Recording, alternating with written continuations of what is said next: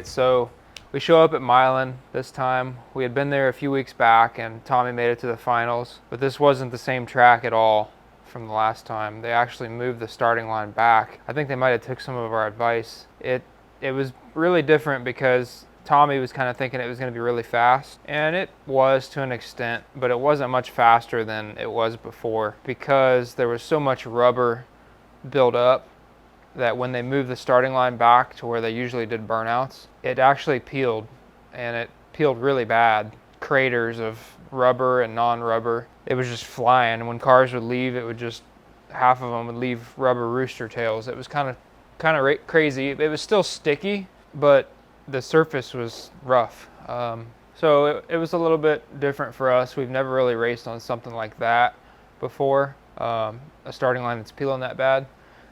But we're up for the challenge.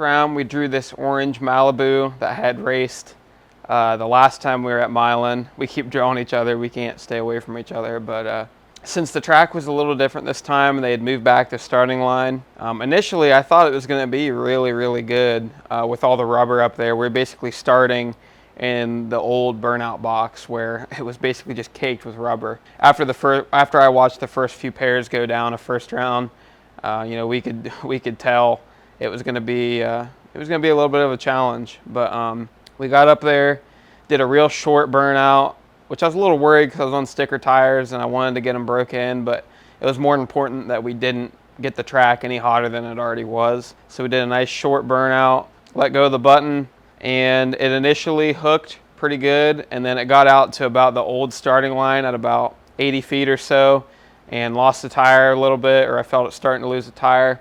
I gave it a pretty good pedal, got back in it, and it was just able to roll the power in.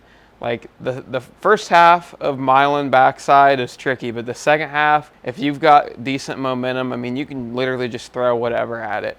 It takes stupid power. But after I got back in it, it just, I think we had it on 31 pounds of boost for first round. That's, you know, pretty dang good. And I mean, it took every bit of it. So I think he lost the tire a little bit, and we were able to just go right down.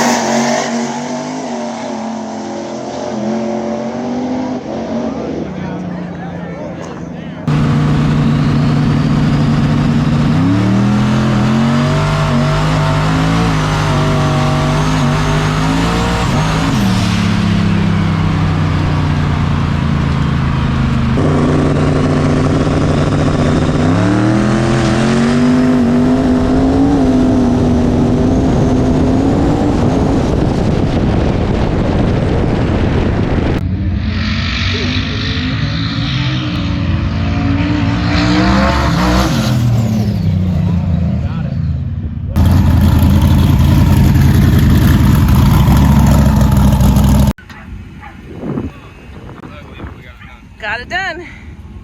How's it feel? It's fun a lot, but I feathered it all the way down. Yeah. Tried to stay a wheel out on it, not get too greedy. My car left, and it felt pretty decent, but it was driving left really bad. It got out there about 80 feet and started hazing the tires. So at that point, I pedaled the car once, got back in it, and I short shifted it.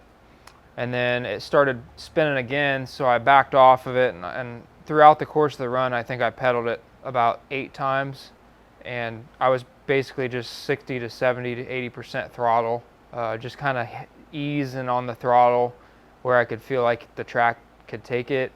And somehow I thought for sure it would be white smoking the tires when I watched the video back, but I managed to keep the wheel speed to a minimum, and we got the win. It wasn't very pretty, but we got it done, and it actually went pretty fast. It wasn't, you know, the best pass ever, but it was a big improvement because the last time that we had that car on the backside of the track, it didn't even move. Definitely a big improvement.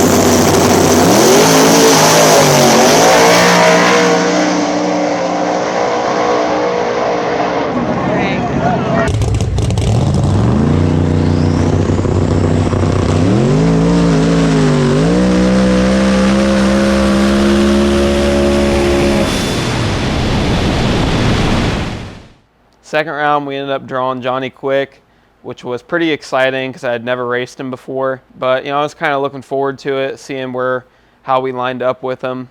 He's got a lot of passes at Milan, and his car's fast. I mean, it's a billet Hemi, I'm pretty sure, that probably makes, you know, 3,000 horsepower capable. But, you know, with it being as tricky as it was, you know, I was really impressed with how he was able to get down and put the power down. The light comes on, and I felt like I treated him just a little bit. I knew I had to, you know, I wanted to try and get every advantage that I could. And so we left on him a little bit, got out on him by maybe a half car, and it was holding it there. And then I heard him kind of pedal after his wheelie just a little bit, and then he laid back in it, and that thing was just screaming. I couldn't even hear my own car. I didn't even know if my car shifted. I couldn't even hear it. I mean, that it was just in my left ear, just wow. Oh God, I was like, he's about to drive around me. I mean, this thing is just howling, which made me feel a little better, because it was like he had to have that thing turned up pretty decent to get around me, and at least it sounded like it. But I feel like I gave him a good fight, and I know I'm getting ready to read all the Falcon needs bigger turbo comments, and I can't wait to read them all. But you know, that race was winnable. It really was. It was the second pass down the track. We didn't have enough data to figure out that we could have brought it in earlier, or maybe left even a little harder. You know, we were still figuring out the track. It was different this time. Our data wasn't really, you know, all of our old data wasn't really as valuable as before. And seriously, that race was winnable. I did not, I mean, yeah, I got outpowered at the end, but there was a tune-up we could have put in that car to win that race, for sure. There was power left in it, and you know, but we just hadn't figured out the track yet good enough. Oh well. Ah, you put up a good fight. Big block, honestly. I mean, just rolled the power in, and I was out by about a half car or more for most of the race. Yep, I know everybody was. I think I got him in the 60, and I don't know. Yeah, you were out on him. It was able to- exciting.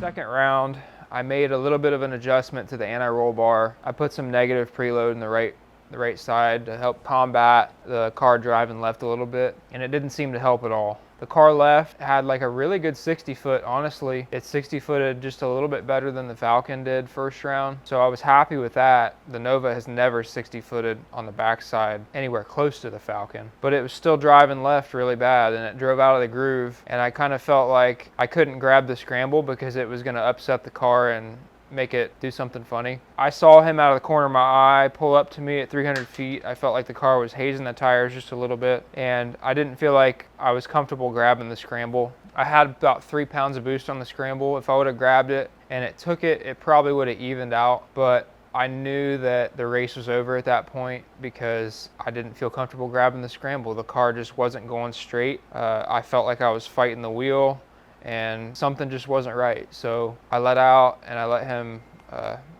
go on through the finish line. I think he was out on me about a car when I let out, and it probably would have stayed about right there. He showed me his draggy, and he really didn't do anything like super impressive. We've been faster there with the Falcon, but he made a really good pass. Just one of those things where we don't have a lot of data on the car yet, and it's not going straight. So ever since it spun out at War in the Woods, the car hasn't been going straight. So after that, we took it back to the shop, and the very next day I got under the car, and somehow it had 3/4 of an inch to 1/2 an inch of rear steer in it. So I took that out of it. The springs were all jacked up. The left front had way too much preload, and the right rear had way too much preload, so that didn't help either. It was just a combination of things. I was happy with the way the suspension was working and the way it was planting the tire and 60 footing, but the driving left was just something that we're gonna have to work on. Hopefully I'll be able to get that worked out of it this week and come back next weekend and do better. I didn't put enough in mine either. Yours looked like it shut off at like 400 feet. I let off because I was getting driven away from. Oh, really? I just didn't put enough in it. I was out on them by like half a car, maybe even more, and then it was just holding there, and I was like, I could hear him, and that thing was just like, Rah! I was like, he's gonna drive around me, and then, yeah, I mean, we had you on 35 out the back, I think. Was it really? I think so. Probably a 3,000 horsepower Indy, so. Did it spin at all? I couldn't hear my car, to be completely honest. But we decided to let Allison just make one more test hit and see how fast she could go, get her some more seat time. And I just wanted to focus on her car a little bit and make sure she was having a good time. That was most important for me this weekend, was just making sure that we could get her in the daily driver class and make some test hits in between rounds. And that was the funnest part, was getting to see her get some seat time. What you think of this thing, bud? Looks awesome. I really dig the look of it. We're working on the fast part though. Yeah. Slowly but surely. That'll come. Yeah.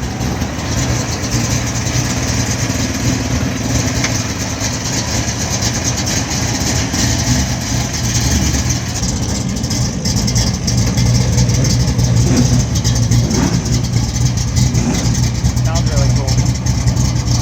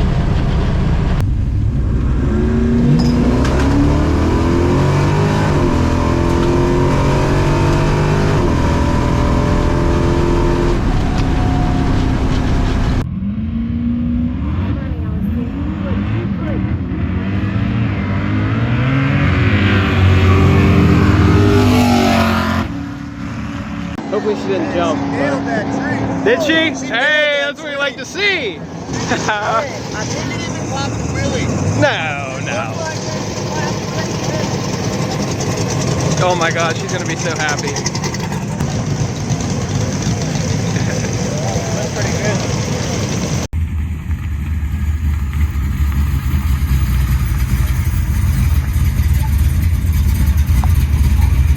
Well, That felt really good. yeah, it looked good. I'm so mad the draggy didn't start. It felt really good. My glove box came flying open. Oh, so you know it's good when the glove box is exactly. flying open.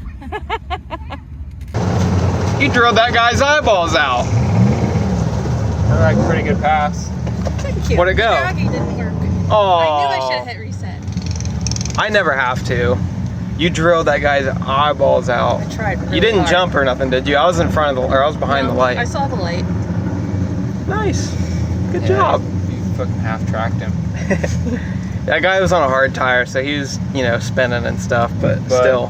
He had way more motor and a lot of, you know, it had a wing on it. Had a wang on it. A wang. You grabbed a Mustang with a wang. I left at 1500 this time. It seemed to like it. It liked it a lot. Yeah. What do you shift it at?